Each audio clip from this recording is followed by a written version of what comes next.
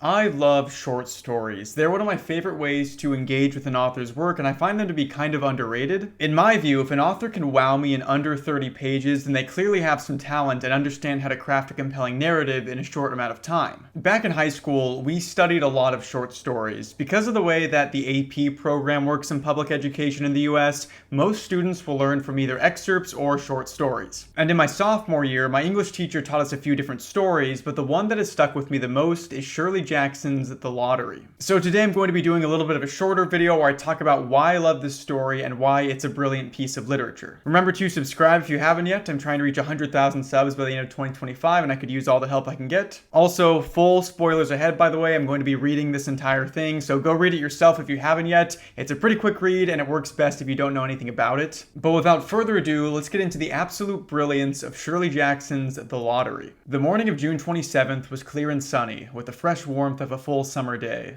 The flowers were blooming profusely, and the grass was richly green. The people in the village began to gather in the square between the post office and the bank around 10 o'clock. In some towns, there were so many people that the lottery took 2 days and had to be started on June 26th.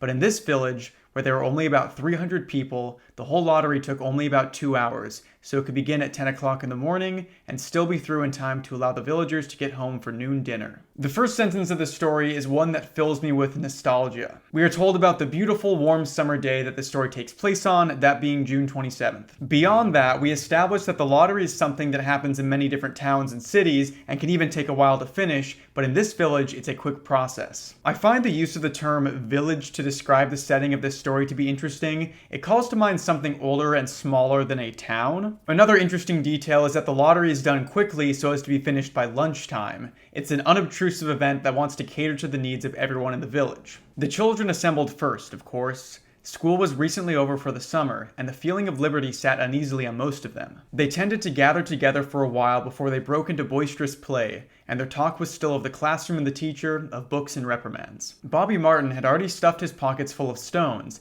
and the other boys soon followed his example, selecting the smoothest and roundest stones. Bobby and Harry Jones and Dickie Delacroix, the villagers pronounced this name Delacroix, eventually made a great pile of stones in one corner of the square and guarded it against the raids of the other boys. The girls stood aside, talking among themselves, looking over their shoulders at the boys, and the very small children rolled in the dust or clung to the hands of their older brothers or sisters. I love the use of the term "of course" in "the children assembled first, of course." It makes the reader feel like they're a part of this community, like this is an event that we're all very familiar with. It always kind of makes me feel like I've shown up to take a test that I haven't studied for. I feel like I don't necessarily belong in the world that this story takes place in, even though it wants me to feel like I do. It's a really interesting feeling.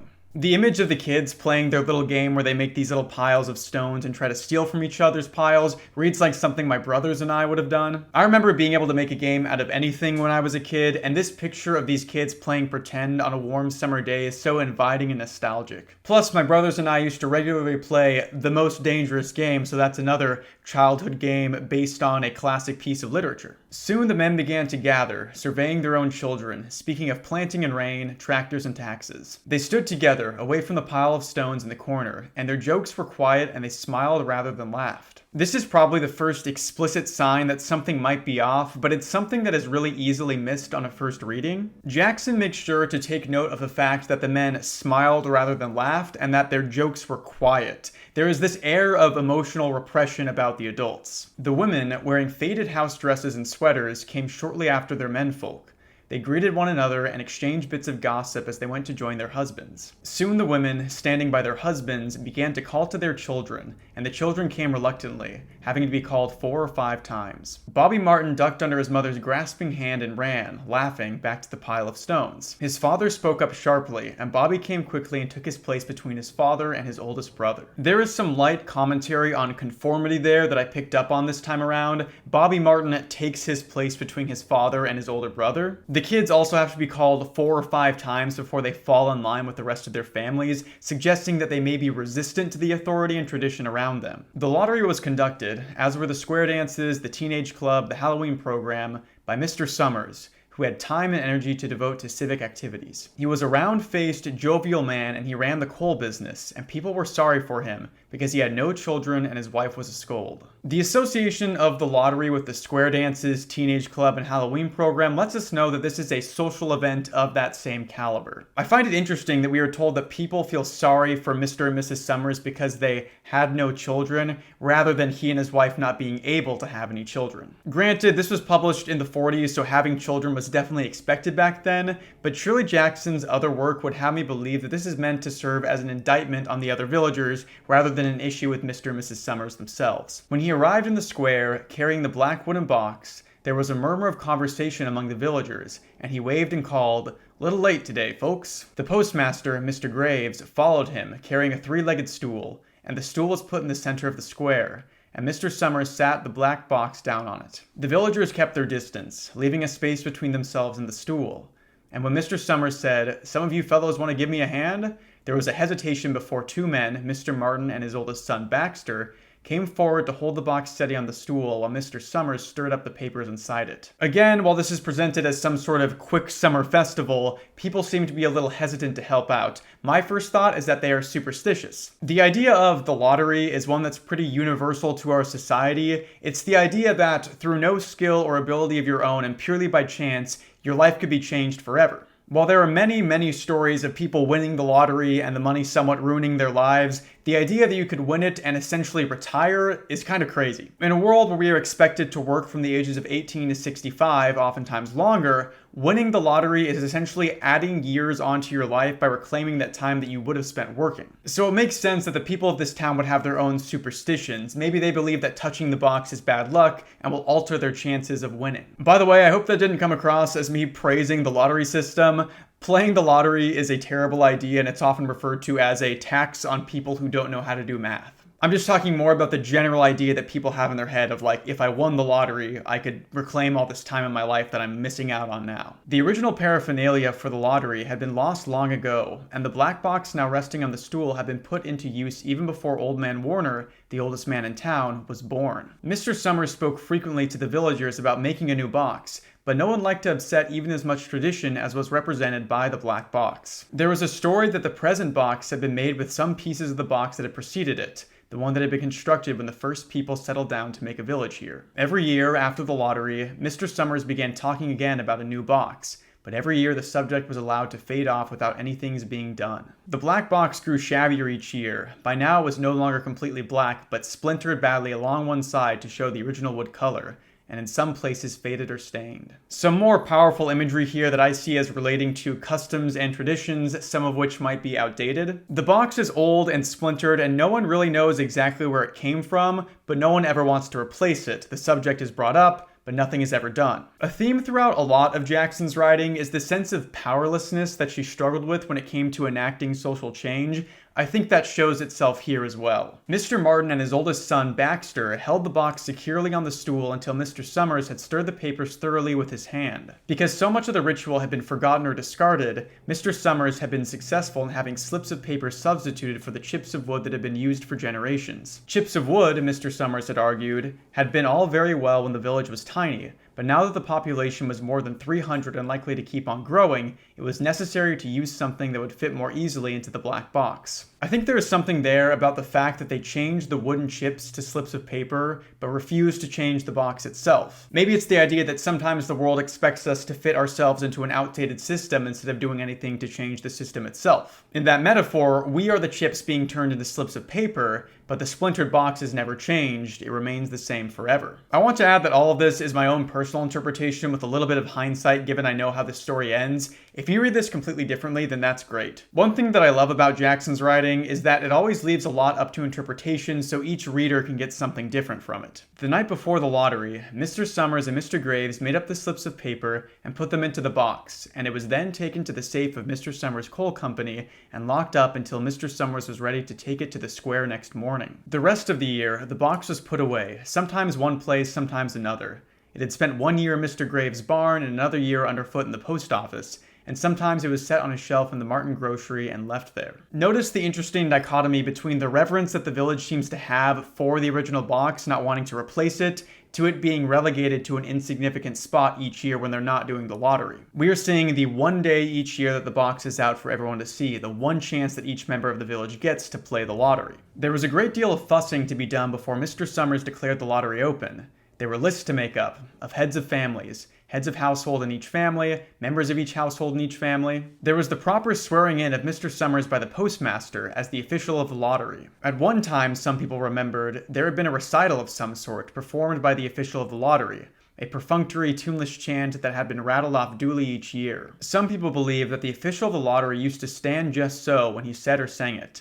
Others believed that he was supposed to walk among the people, but years and years ago, this part of the ritual had been allowed to lapse. Here we see that the ceremony of the lottery appears to be a more formal occasion than it was made out to be originally. There used to be an official of the lottery. So much of this tradition has been allowed to lapse and fade from the culture of the village, but the lottery persists to this day, even if it's a shell of its former self. There had been also a ritual salute, which the official of the lottery had had to use in addressing each person who came up to draw from the box. But this had also changed with time. Until now, it was felt necessary only for the official to speak to each person approaching. Mr. Summers was very good at this. In his clean white shirt and blue jeans, with one hand resting carelessly on the black box, he seemed very proper and important as he talked interminably to Mr. Graves and the Martins. Every person who draws for the lottery is talked to, humanized, and acknowledged. No one is allowed to skirt by without being addressed in some way, shape, or form. This kind of weirdly reminds me of some sales tactics that are used by multi-level marketing companies. Each person you attempt to recruit should be addressed and made to feel special or unique. People in MLMs are often encouraged to try to get every single one of their friends signed up. Like, no one on your friends list should be able to get away without being pitched to at least once. Sorry if that's a weird association. I just personally have a really strong dislike for multi-level marketing, and I thought it kind of applied here. Just as Mr. Summers finally left off talking and turned to the assembled villagers,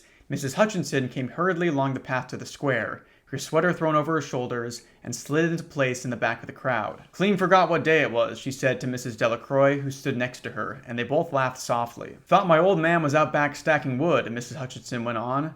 "And then I looked out the window and the kids was gone, and then I remembered it was the 27th and came a-running." She dried her hands on her apron, and Mrs. Delacroix said, "You're in time though, they're still talking away up there." One benefit of Mr. Summers trying to strike up a conversation with every person that approaches the box is that Mrs. Hutchinson is able to make it for the drawing. She says that she forgot what day it was, and I'm not entirely sure whether I believe her or not, and it seems like Mrs. Delacroix's quiet laugh at her suggests that she might not believe her either. Mrs. Hutchinson craned her neck to see through the crowd and found her husband and children standing near the front. She tapped Mrs. Delacroix on the arm as a farewell and began to make her way through the crowd. The people separated good-humoredly to let her through. 2 or 3 people said in voices just loud enough to be heard across the crowd, "Here comes your Mrs. Hutchinson," and "Bill, she made it after all." Mrs. Hutchinson reached her husband, and Mr. Summers, who had been waiting, said cheerfully, "Thought we were going to have to get on without you, Tessie." Mrs. Hutchinson said, grinning, "Wouldn't have me leave my dishes in the sink now, would you, Joe?" And a soft laughter ran through the crowd as the people stirred back into position after Mrs. Hutchinson's arrival. Okay, I promise I'll stop pointing this out, but again, the laughter is called soft laughter. Everything here is subdued and repressed in a way that feels a little unnatural. "Well now," Mr. Summers said soberly,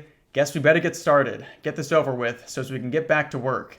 Anybody ain't here?" This kind of goes back to what I was talking about earlier when I was talking about the lottery that we have in the world today. It's seen by many as a ticket that frees you from ever having to work again. Mr. Summers seems to acknowledge this and is pessimistic about his own chances. He just wants to get the drawing over so everyone can get back to earning their living. "Dunbar," several people said. "Dunbar, Dunbar." Mr. Summers consulted his list. "Clyde Dunbar," he said. "That's right. He's broke his leg, hasn't he? Who's drawing for him?" "Me, I guess," a woman said. And Mr. Summers turned to look at her. "Wife draws for her husband," Mr. Summers said. "Don't you have a grown boy to do it for you, Janie?" Although Mr. Summers and everyone else in the village knew the answer perfectly well. It was the business of the official of the lottery to ask such questions formally. Mr. Summers waited with an expression of polite interest while Mrs. Dunbar answered. "Horace is not but 16 yet," Mrs. Dunbar said regretfully. "Guess I gotta fill in for the old man this year." We see here that the wife does the drawing only in the event that both the husband and sons older than 16 aren't present for the drawing. Shirley Jackson was the primary breadwinner for her family. Her writing is pretty much what paid all of the bills, and she did all of this while being a very involved mother for her 4 children. Her husband was a professor that regularly cheated on her and also had complete control over their finances, only allowing her access to a small portion of the money she earned. The lottery is one of her older stories, so she might not have been the primary earner for her family at this point, but I find it interesting that she highlights some of these social dynamics in this story. Right, Mr. Summers said. He made a note on the list he was holding. Then he asked, Watson boy drawing this year? A tall boy in the crowd raised his hand. Here, he said, I'm drawing for my mother and me. He blinked his eyes nervously and ducked his head as several voices in the crowd said things like, Good fellow, Jack, and glad to see your mother's got a man to do it. Well, Mr. Summers said, guess that's everyone. Old man Warner make it? Here, a voice said, and Mr. Summers nodded. A sudden hush fell on the crowd as Mr. Summers cleared his throat and looked at the list. All ready? He called. Now, I'll read the names, heads of families first, and the men come up and take a paper out of the box. Keep the paper folded in your hand without looking at it until everyone has had a turn. Everything clear? The people had done it so many times that they only half listened to the directions. Most of them were quiet, wetting their lips, not looking around. Then Mr. Summers raised one hand high and said, Adams. A man disengaged himself from the crowd and came forward. Hi, Steve, Mr. Summers said, and Mr. Adams said, Hi, Joe. They grinned at one another humorlessly and nervously. Then Mr. Adams reached into the black box and took out a folded paper. He held it firmly by one corner as he turned and went hastily back to his place in the crowd, where he stood a little apart from his family, not looking down at his hand. So by now we can see that there seems to be something off about this particular lottery. The men all seem to be pretty nervous about it, and no one is acting naturally. The detail that Steve Adams disengages from the crowd and then upon his return stands a little apart from his family is a really nice touch. To me, it almost reads like he might feel guilty for something that he's done. He is unable to be next to or look at his family after he's taken a slip from the box. Allen, Mr. Summers said. Anderson, Bentham. Seems like there's no time at all between lotteries anymore, Mrs. Delacroix said to Mrs. Graves in the back row. Seems like we got through the last one only last week. Time sure goes fast, Mrs. Graves said. Clark, Delacroix. There goes my old man, Mrs. Delacroix said. She held her breath while her husband went forward. Dunbar, Mr. Summers said, and Mrs. Dunbar went steadily to the box while one of the women said, Go on, Janie, and another said, There she goes. We're next, Mrs. Graves said. She watched while Mr. Graves came around from the side of the box, greeted Mr. Summers gravely, and selected a slip of paper from the box. By now, all through the crowd, there were men holding the small folded papers in their large hands, turning them over and over nervously. Mrs. Dunbar and her two sons stood together, Mrs. Dunbar holding the slip of paper. I've always loved the way that Jackson writes anticipation in her stories. It's kind of a hard emotion to put into words without using the same few words and phrases over and over again. If I were trying to write about anticipation, I would probably end up using too many physical actions that correspond to it, like shaking your leg or looking around or holding your breath. Jackson really only gives us one action that directly corresponds to the anticipation, that being the men turning the papers over in their hands over and over and over again. The rest of the scene has so much empty space to play with. Even the sentences, which at the start of the story were long and flowing, have become shorter and simpler. It's such a subtle choice that illustrates how you can play with so many different things when writing a story beyond just word choice and phrasing. Jackson's writing only ever becomes more rich on a reread, and I'm always blown away by the fact that I can find something new in a story that I've read 20 times already. Harbert, Hutchinson, get up there, Bill, Mrs. Hutchinson said, and the people near her laughed.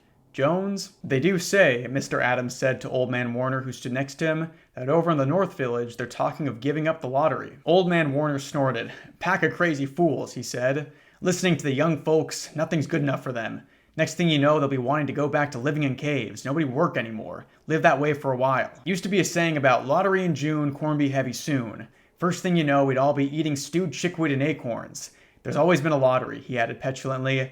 Bad enough to see young Joe Summers up there joking with everybody. Some places have already quit lotteries, Mrs. Adams said. Nothing but trouble in that, Old Man Warner said stoutly. Pack of young fools. Old Man Warner is the person in the community that seems to cling the most to this tradition and is clearly very devoted to it, rejecting the notion that they might get rid of the lottery someday. What's interesting is that while he is the standard bearer for the lottery, we were told earlier that there have been customs originally present to the ceremony that were lost before he was even born. So while Old Man Warner sees himself as the person that wants to keep the lottery pure, he actually practices an incomplete version of it that has been modified from its original form. He rails against progress and the idea that Mr. Summers makes conversation with the men, but the version of the lottery that he is loyal to is an idea born from that progress. Also, notice that he is completely divorced from the uncomfortable atmosphere that the rest of the village finds themselves in. He speaks in long, drawn-out rants as opposed to the short, cordial remarks that we've been reading since the drawing started. It's a cool way to show how unbothered he is by all of this. Martin and Bobby Martin watched his father go forward. Overdyke? Percy? I wish they'd hurry, Mrs. Dunbar said to her older son. I wish they'd hurry. They're almost through, her son said. "You get ready to run tell Dad," Mrs. Dunbar said. Mr. Summers called his own name and then stepped forward precisely and selected a slip from the box. We can see that some of the formalities of the lottery are still alive. Summers calling his own name is an odd detail that would only really need to occur if it was an institutionalized practice. Then he called, "Warner." "77th year I've been in the lottery," Old Man Warner said as he went through the crowd. "77th time." "Watson." The tall boy came awkwardly through the crowd. Someone said, "Don't be nervous, Jack," and Mr. Summers said, "Take your time, son." "Zanini." After that, there was a long pause, a breathless pause, until Mr. Summers, holding a slip of paper in the air, said, "All right, fellows." For a minute, no one moved. Then all the slips of paper were opened. Suddenly, all the women began to speak up at once, saying, "Who is it? Who got it? Is it the Dunbars? Is it the Watsons?" Then the voices began to say, "It's Hutchinson. It's Bill. Bill Hutchinson's got it." "Go tell your father," Mrs. Dunbar said to her older son. It's interesting that Mrs. Dunbar tells her son to tell his dad that they don't have the winning slip. You'd figure that he was getting ready to tell him if they did have it. It's another small detail that introduces this idea that losing the lottery might be just as notable as winning it, which is a strange concept. One thing that I love about this story is that it gives several of the villagers little moments to shine and doesn't focus specifically on one family or another. Mrs. Hutchinson, Bill's wife, is the one that showed up late because she was washing the dishes, and it's Bill that pulls the winning slip from the black box. But even though that family will be the most important one going forward, we are told about the Delacroix and the Dunbars and the Martins and a few others in equal measure. A lesser story would spoil the draw by spending all of its time talking about and developing the winning family. Jackson wants to keep the reader in total suspense the entire time in regards to who was chosen, because it puts us in the place of the villagers. People began to look around to see the Hutchinsons. Bill Hutchinson was standing quiet, staring down at the paper in his hand. Suddenly, Tessie Hutchinson shouted to Mr. Summers,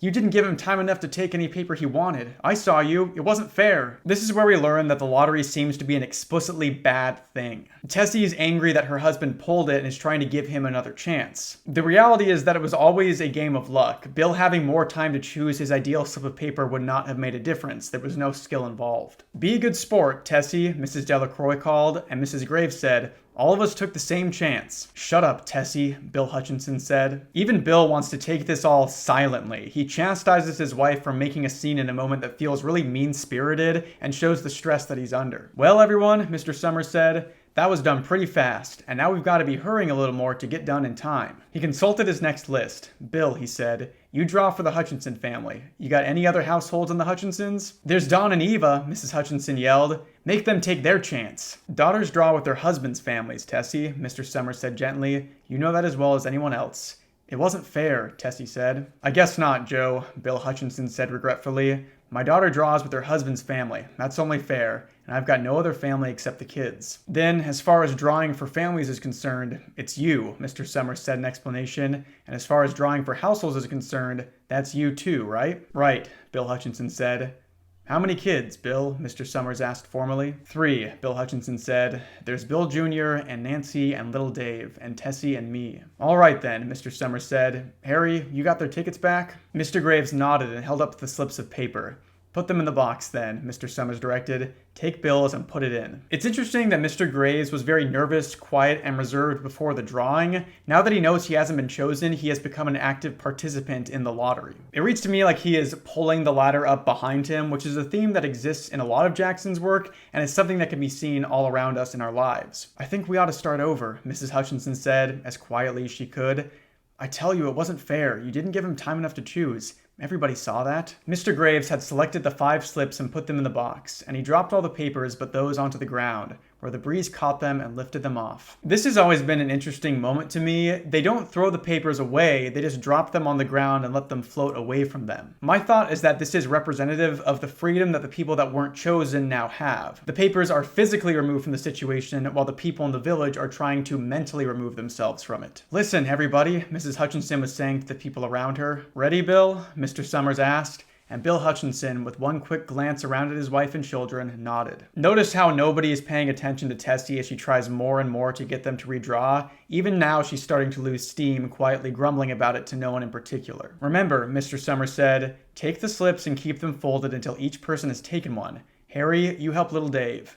Mr. Graves took the hand of the little boy, who came willingly with him up to the box. Another important moment here as Davy Hutchinson approaches the box with no fear, going willingly with the adults that he trusts. He's being shown by all of them that all of this is completely normal and that there's nothing to be afraid of. He doesn't need to be educated on the lottery, he just needs to conform to it. "Take a paper out of the box, Davy," Mr. Summers said. Davy put his hand into the box and laughed. "Take just one paper," Mr. Summers said. "Harry, you hold it for him." Mr. Graves took the child's hand and removed the folded paper from a tight fist, and held it while little Dave stood next to him and looked up at him wonderingly. Little Davy is young enough to not be trusted to hold onto his paper by himself, but old enough to participate in the lottery. We'll talk more about that when we finish the story. "Nancy next," Mr. Summers said. Nancy was 12, and her school friends breathed heavily as she went forward, switching her skirt, and took a slip daintily from the box. "Bill Jr.," Mr. Summers said, and Billy, his face red and his feet overlarge, nearly knocked the box over as he got a paper out. "Tessie," Mr. Summers said. She hesitated for a minute, looking around defiantly, and then set her lips and went up to the box. She snatched a paper out and held it behind her. Even though she has passively resisted up to this point, the expectation and pressure that the crowd has for her forces Tessie to participate in the lottery. "Bill," Mr. Summers said, and Bill Hutchinson reached into the box and felt around, bringing his hand out at last with a slip of paper in it. The crowd was quiet. A girl whispered, "I hope it's not Nancy," and the sound of the whisper reached the edges of the crowd. "It's not the way it used to be," Old Man Warner said clearly. "People ain't the way they used to be." I've always read this as Old Man Warner being disappointed that there was any resistance at all to the lottery, or maybe he's just upset at the empathy that the girl in the crowd has for Nancy. Either way, we see again that Old Man Warner is obsessed with maintaining tradition. He thinks that everything new was bad and that if everything was the way it used to be, everything would be perfect. That's a very easy thing to say when you've participated in 77 lotteries and never once been chosen. "All right," Mr. Summers said. "Open the papers. Harry, you open little Dave's." Mr. Graves opened the slip of paper, and there was a general sigh through the crowd as he held it up and everyone could see that it was blank. Nancy and Bill Jr. opened theirs at the same time, and both beamed and laughed, turning around to the crowd and holding their slips of paper above their heads. We're nearing the end of the story, and there are things that I want to talk about here, but they will be more impactful after I finish the reading, so I'm just going to read the rest of the story now. "Tessie," Mr. Summers said. There was a pause, and then Mr. Summers looked at Bill Hutchinson, and Bill unfolded his paper and showed it. It was blank. "It's Tessie," Mr. Summers said, and his voice was hushed. "Show us her paper, Bill." Bill Hutchinson went over to his wife and forced the slip of paper out of her hand. It had a black spot on it. The black spot Mr. Summers had made the night before with a heavy pencil in the coal company office. Bill Hutchinson held it up, and there was a stir in the crowd. "All right, folks," Mr. Summers said. "Let's finish quickly." Although the villagers had forgotten the ritual and lost the original black box, they still remembered to use stones. The pile of stones the boys had made earlier was ready. There were stones on the ground with the blowing scraps of paper that had come out of the box. Mrs. Delacroix selected a stone so large she had to pick it up with both hands and turned to Mrs. Dunbar. "Come on," she said. "Hurry up." Mrs. Dunbar had small stones in both hands, and she said, gasping for breath, "I can't run at all. You'll have to go ahead and I'll catch up with you." The children had stones already, and someone gave little Davy Hutchinson a few pebbles. Tessie Hutchinson was in the center of a cleared space by now, and she held her hands out desperately as the villagers moved in on her. "It isn't fair," she said. A stone hit her on the side of the head. Old Man Warner was saying, come on, everyone." Steve Adams was in the front of the crowd of villagers with Mrs. Graves beside him. "It isn't fair, it isn't right," Mrs. Hutchinson screamed, and then they were upon her.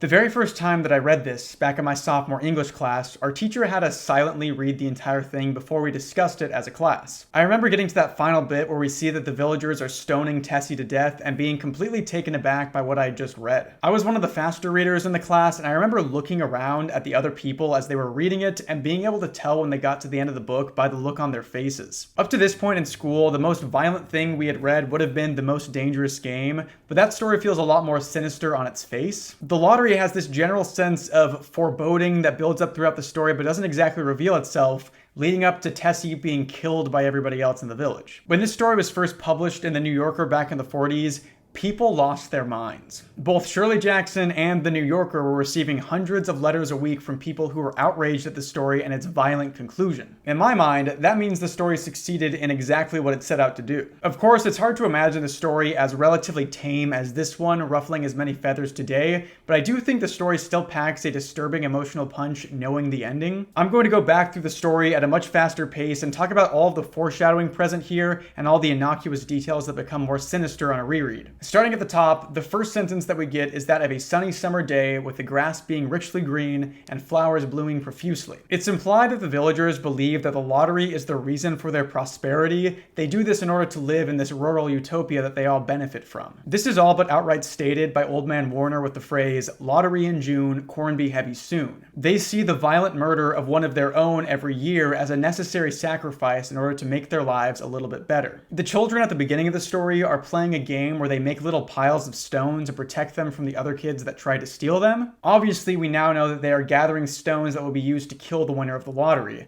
They know the purpose of the stones, but they still treat this all like a game. Some kids even pocket some of the rounder, more easily throwable stones. They can't miss out on their chance to crack someone over the head with their perfect stone. Of course, we know the reason the men and women were so uncomfortable and no one was laughing was because they all know what's about to happen to one of them. It also explains why the box for the lottery is put away and out of sight for the rest of the year. No one wants to be reminded of what they've done. They all want to reap the perceived benefits of killing someone, but they think it would just be cruel or unnecessary to have to think about their violent actions for the rest of the year. I'm still not sure whether Tessie Hutchinson actually forgot what day it was or was just trying to hide out. I'm leaning towards her actually forgetting at this point in time. I think it's fitting that she would view this all as a pretty casual thing up until the point that her family is chosen, and then it starts to actually affect her. She's alright with ignoring it and letting this dated, abhorrent tradition continue as long as she doesn't suffer any of the negative consequences associated with it. The detail of some of the larger cities and villages getting rid of the lottery is a great one. It shows that this isn't just something that this one town participates in, it's a cultural institution. One of the lines that takes on a different meaning on a reread is Tessie saying,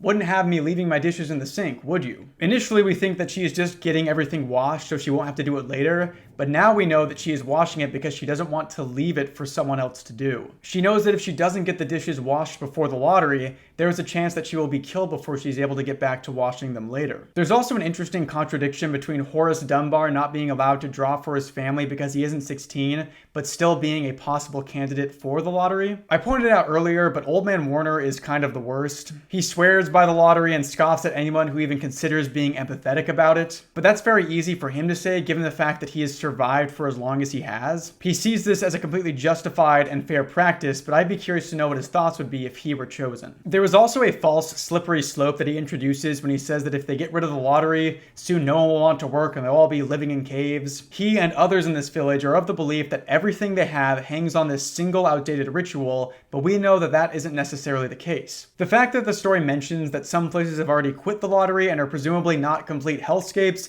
tells us that this is not a necessary practice. Moving into the final portion of the story, when the Hutchinsons all draw their slips of paper, the way that little Davy acts while drawing for the lottery has always unsettled me. He fully trusts Mr. Summers and reaches into the box, laughing, and even tries to take multiple slips and has to be reminded that he only gets one. This reads to me like Davy doesn't have the slightest idea about what's going on. He isn't nervous, he's fully trusting of the world around him, not knowing that if he picks the wrong slip, they wouldn't hesitate to kill him. I also get chills when the two older children find out they didn't draw the winning slip and they start laughing and cheering and jumping for joy. They are so ecstatic that they won't be violently killed that they completely ignore the fact that one of their parents is about to be sacrificed. They're just happy to get out alive. When it comes time to kill Tessie, we see that Mrs. Delacroix picks up a stone that is so large she has to hold it with both hands. That's always been a very violent image to me. She's picking the biggest rock that does the most damage, either because she wants to inflict damage upon Tessie Hutchinson, or maybe she sees it as a way of a mercy killing, that it might go faster if the stones are bigger. In contrast, Mrs. Dunbar has a handful of small stones and tells Mrs. Delacroix to go on without her because she can't run it all and will catch up later. Again, I see this as a sort of passive resistance. She makes excuses for herself in order to avoid participating and chooses the smallest rock she can, but she doesn't stand up for Tessie in the end. The other line that always gives me the creeps is, "Someone gave little Davy Hutchinson a few pebbles.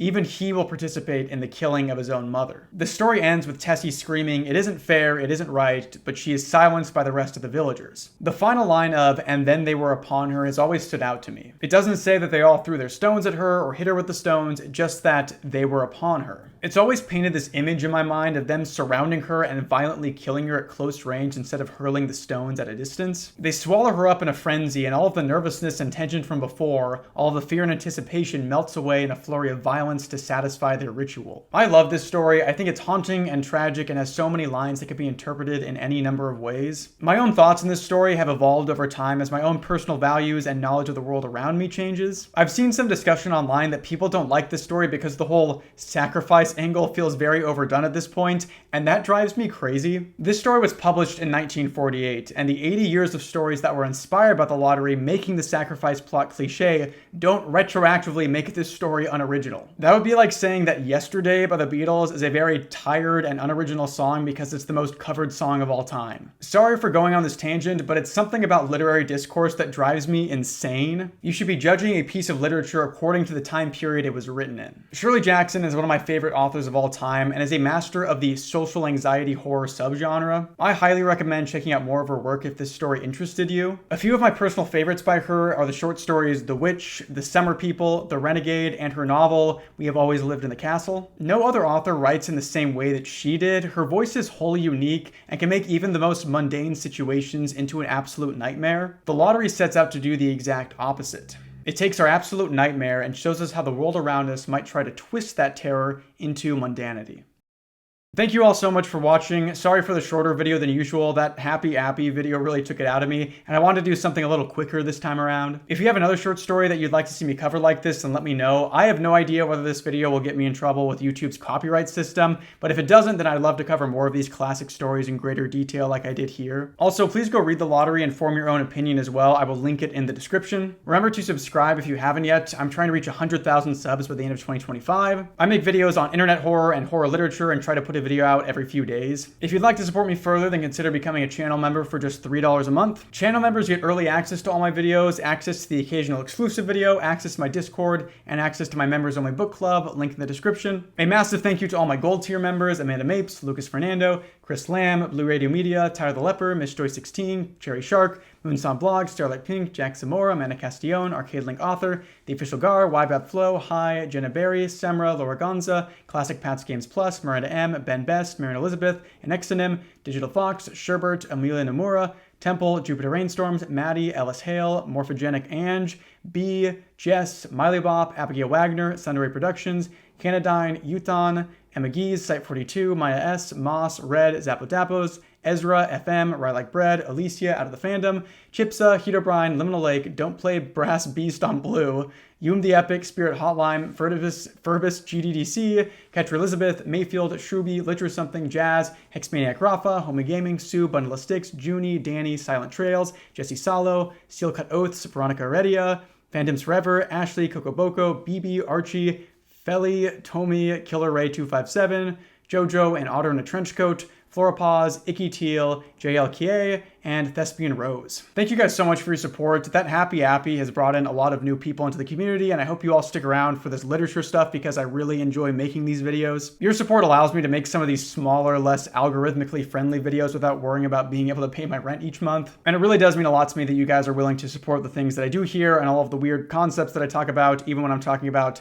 Happy Appy or a weird FNAF book that doesn't exist or an awesome old short story. But thanks again to everyone for watching. It really does mean the world to me, and I'll catch you in the next video. See ya. Take me up again, let me see the stars. Is there life on Mars?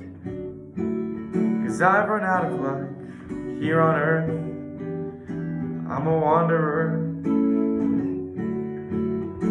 Another trip around the sun makes these memories flood, and I could wash it down with the atmosphere. You're cool blue and crystal clear.